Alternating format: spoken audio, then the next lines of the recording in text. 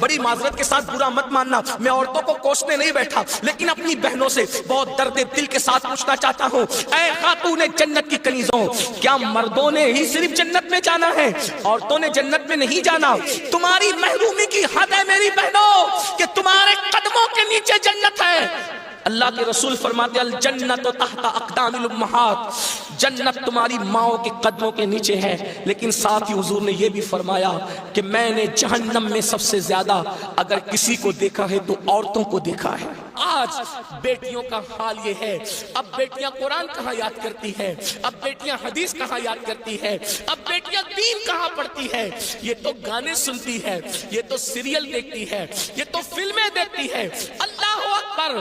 قوم کی جو بیٹی بالغ ہونے سے پہلے سیریلوں میں بھاگنے اور بھگانے کے مناظر دیکھے گی، قوم کی جو بیٹی جوانی کی دہلیز پر قدم رکھ کر فلموں میں زنا کے مناظر دیکھے گی، پھر وہ گندگی نہیں کرے گی تو کیا کرے گی؟ وہ جرائم نہیں کرے گی تو کیا کرے گی؟ اے خاتون جنت کی کنیزوں، جب جب اللہ کے دین کو تم پیٹ کے پیچھے ڈالو گے تمہیں رونے کو مزدور نہیں ملے۔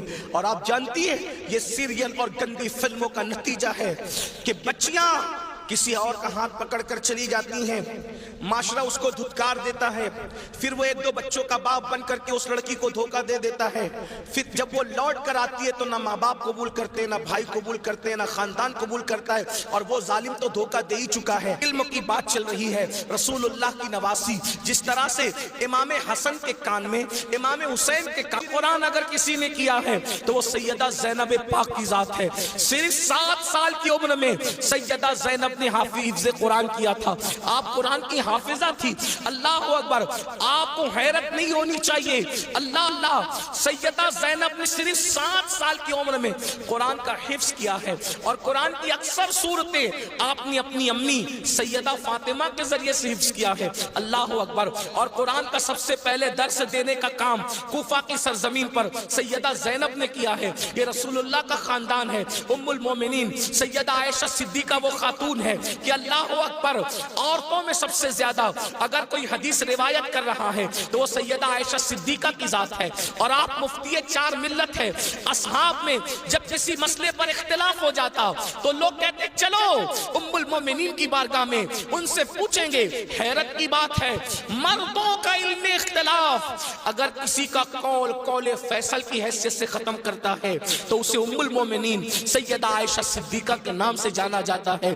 یہ علم ہے، یہ عورتوں کے پاس علم ہے۔ اسی طریقے سے اللہ اکبر، امام جعفر صادق کی بہو ہے، امام جعفر صادق کی بہو ہے، یعنی امام حسین کے خاندان کی بہو اور امام حسن کے خاندان کی بیٹی، ان کو دنیا نفیسۃ العلم کہتی ہے، اور ان کو نفیسہ مصری بھی کہا گیا ہے۔ یہ اپنے شوہر کے ساتھ مدینہ منورہ سے ہجرت کر کے مصر آ گئی تھی، اور جب مصر آئی ہے اور امام جعفر صادق کے علم کی خیرات جب بانٹنے کے لیے بیٹھی ہیں تو میری بہنوں آپ کو حیرت ہوگی، حضرت نفیسۃ العلم جسے نفیسہ مصری کہتے ہیں، جب پردے میں بیٹھ کر لوگوں کو قرآن و حدیث کا علم دیتی تو پردے کے پیچھے بیٹھ کر علم حاصل کرنے کے لیے مجتہد مطلق حضرت سیدنا امام شافعی جیسے لوگ آیا کرتے تھے اور ان سے علم حاصل کیا کرتے تھے۔ یعنی ہمارے یہاں اسلام میں عورتیں ایسی تھی کہ اتنے بڑے بڑے مرد جو ہے عورتوں کے پاس آ کر کے اسلام حاصل کرتے تھے،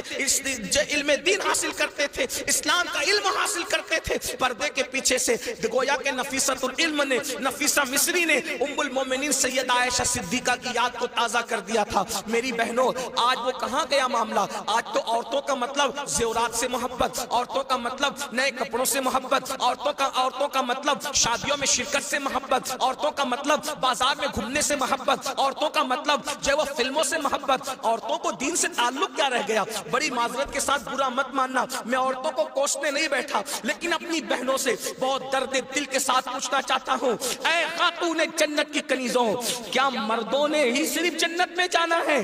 عورتوں نے جنت میں نہیں جانا؟ مجھے بتاؤ کیا کر رہی ہو اپنے دین کے لیے، کیا کر رہی ہو اپنے اسلام کے لیے؟ تمہاری محرومی کی حد ہے میری بہنوں کہ تمہارے قدموں کے نیچے جنت ہے۔ اللہ کے رسول فرماتے الجنت تحت اقدام الامہات، جنت تمہاری ماؤں کے قدموں کے نیچے ہے، لیکن ساتھ ہی حضور نے یہ بھی فرمایا کہ میں نے جہنم میں سب سے زیادہ اگر کسی کو دیکھا ہے تو عورتوں کو دیکھا ہے۔ مجھے بتاؤ، آج نماز سے کوسوں دوری، مذہب سے کوسوں دوری، اس لیے جامعۃ المصطفیٰ کا قیام اس لیے عمل میں آیا ہے تاکہ بھولے ہوئے سبق کو یاد دلایا جا سکے، بھولے ہوئے سبق کو یاد دلایا جا سکے، بچیوں کو علم کا زیور دیا جا سکے، بچیاں علم حاصل کریں، پرانا دور دہرائیں، پرانی تاریخ یاد دلائیں۔ لوگ کہتے ہیں تاریخ اپنے آپ کو دہراتی ہے، دنیا آج کہہ رہی ہے بیٹی بچاؤ بیٹی پڑھاؤ، 1450 سال پیچھے ہے دنیا اسلام سے، دنیا آج کہہ رہی ہے بیٹی بچاؤ بیٹی پڑھاؤ۔ میرے نبی نے 1450-1500 سال پہلے بیٹی بچا کر بھی بتا دیا اور بیٹی پڑھا کر بھی بتا دیا۔